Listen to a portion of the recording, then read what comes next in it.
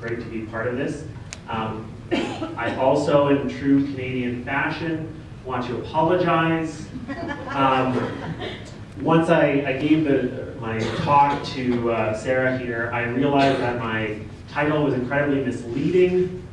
I am not presenting on a long-term population trend. This is cutting in and out. I'm only going to talk about my 2-year project. But then I thought maybe because I'm coming to the US, I could suggest maybe that 2 years is a long-term population study as perhaps an alternate fact. But then I also thought maybe it's too soon to make that joke.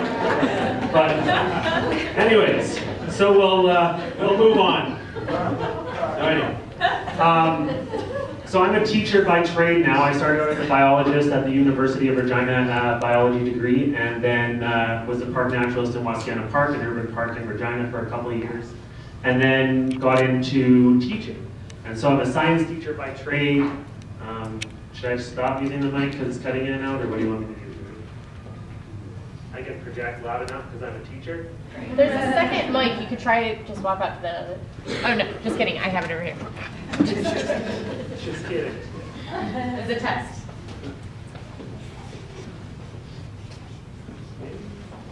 Testing. All right. So I'm a teacher by trade now and do a lot of bird banding on the side, so try and keep my research projects going. I do some maps banding stations and saw-whet owl stuff, and when I was naturalist at Wascana Park, a lot of Canada goose banding. I included this map here to show you where Saskatchewan is. I was in Illinois in July this year and was driving with a taxi driver, and we were talking about me being from Canada, and she said, oh, it was July, and she says, so is it winter up in Canada right now? And I'm like, no it ain't. All right, so let's get to Kestrels here, enough of this. 2007, I started banding in 2006 with Dr. Stuart Houston, who many of you will likely know, especially from Boise State.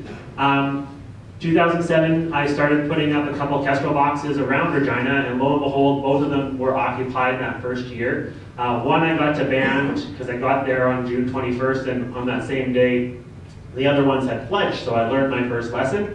2008, put up a couple more boxes and had some pretty good occupancy. We banded 8 females and 30 chicks, which I was thinking, wow, this is going to be great here.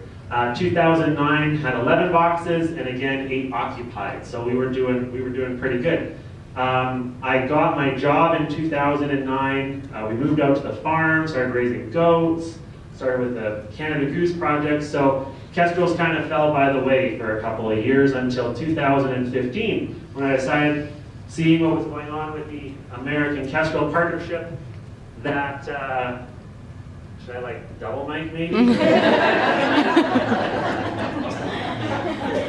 Seeing what was going on with the American Kestrel partnership, I thought, you know, this is a great project to get involved in. And so we decided to set up a long-term population nest box program in Saskatchewan. And I had 4 friends who were sub-permit banders under me, and each living across Saskatchewan, and I thought it would be really interesting to ask some regional questions with our data set. So in the idea to reduce time in how many boxes each of us had to monitor, instead of me monitoring 50, if we each had set up on mostly power poles and some trees, and then at the minimum we're checking our boxes twice a year. And so usually at the beginning of May and at the end of May. And we have a very similar incubator clutch initiation dates as Paulette has in Montana. Kind of the last 10 days of April is when they start nesting. But we do have some kestrels that show up, or the earliest kestrels show up March 21st. There's usually quite a bit of snow on the ground. Our population, as you saw from Bruce's talk yesterday, is completely migratory. We might see 1 or 2 kestrels in the province during the winter. If there are kestrels present, we will check them more regularly and we'll band the young. And then we're cleaning the boxes each winter. So just to give you an idea of where we are, the landscape. So we're out on the prairies. There is variation. I'll just go back to this one a little bit. So right around Swift Current, this is quite a bit, there's more native prairie there. Around Regina, it's mostly cropland. Only 1% of native prairie remains in that area. Nokomis is right beside the Last Mountain Lake Bird Observatory, which is one of the oldest bird sanctuary in North America. And so they've got quite a bit of pasture land in there. And then more treed as you get up to Saskatoon, more treed in PA, and then the boreal forest is just north. So all of this section of Saskatchewan is boreal forest. And from John's talk yesterday, where we saw the actual long-term data set from Saskatchewan, that was actually part of Gary Bortolotti's study site, and all of his nest boxes were actually placed in the boreal forest. So we're sampling in the southern portion of the province, which is predominantly grasslands, now agricultural lands. So here's another box on a pole, but that's basically kind of the habitat type. So here's just a quick show of what data that we're collecting. So the location, pretty standard, the bands, age, sex, weight, when we catch the adults, which we try and catch the females in the nest by plugging them in the exact same way Paulette is doing, and then opportunistically catching males with the bal-chatri trap. We try and get all the females, and then if we can get males, we can get males, but haven't gotten them all for sure.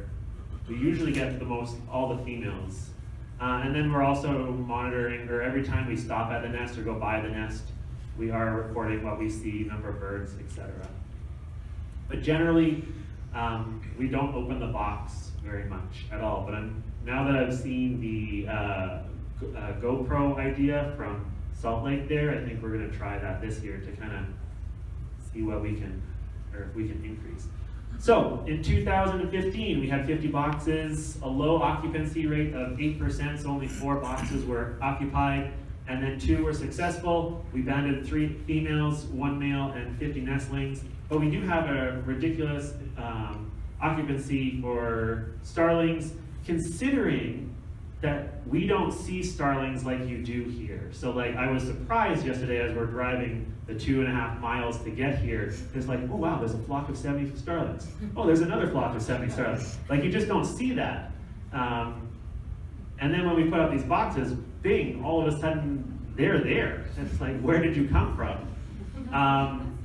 So that's been really interesting, and we don't have a really good idea, or we don't have a really good process yet to eliminating the kestrels. We remove all of the kestrels and nests that we find. Starlings.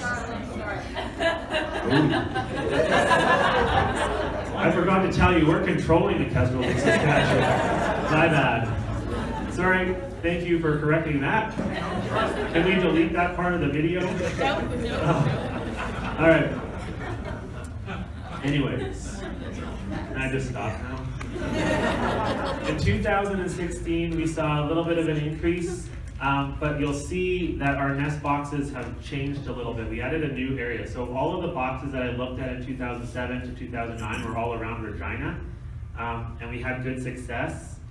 Here's a breakdown of where we had kestrels nesting. So in 2015, on the top is the number of nest boxes on the Y, and then the location. So going in the north to the south, if they're empty, it's black on the bar. So here's 10 boxes, 7 boxes were empty, 2 boxes had starlings, and 1 box had an active kestrel nest.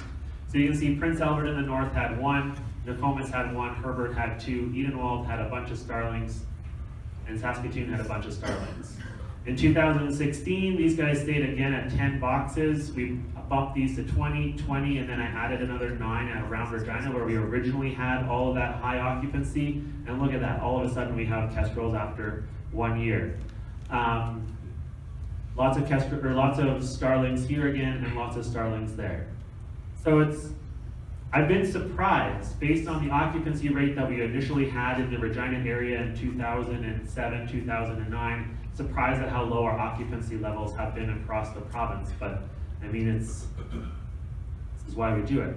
However, now I know that we should expect an increase at peak, and then we'll fall in with the population declines that we're definitely seeing across the province, or across Canada. A couple of interesting stories. to share with you briefly.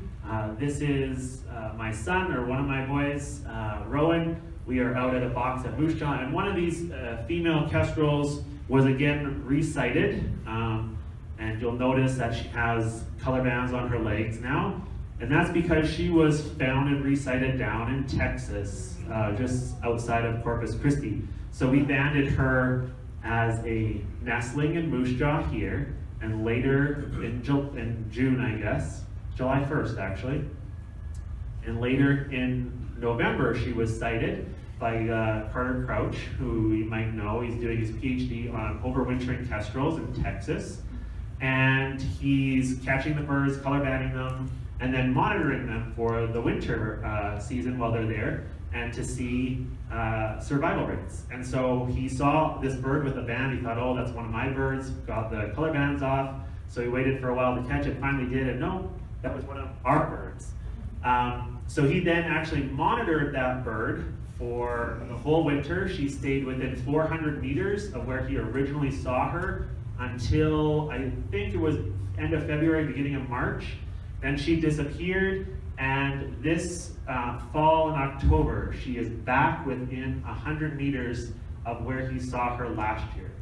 So some really neat stuff that Carter's got, and I just got to be associated because I put the band originally on that bird. That is exactly where she was caught in Texas. So again, very similar habitat structure to where she was raised in Saskatchewan. And the only other thing that is of some interest to share is just one of the dispersals. So the male that we caught in 2015 was originally caught in this box, and in 2016 we caught him again 5 kilometers away in another one of our boxes. And because Randy's a good photographer, he took a picture of the male sitting on the box and realized it was banded, and then we tried really hard to catch that bird. So that is it. Thank you.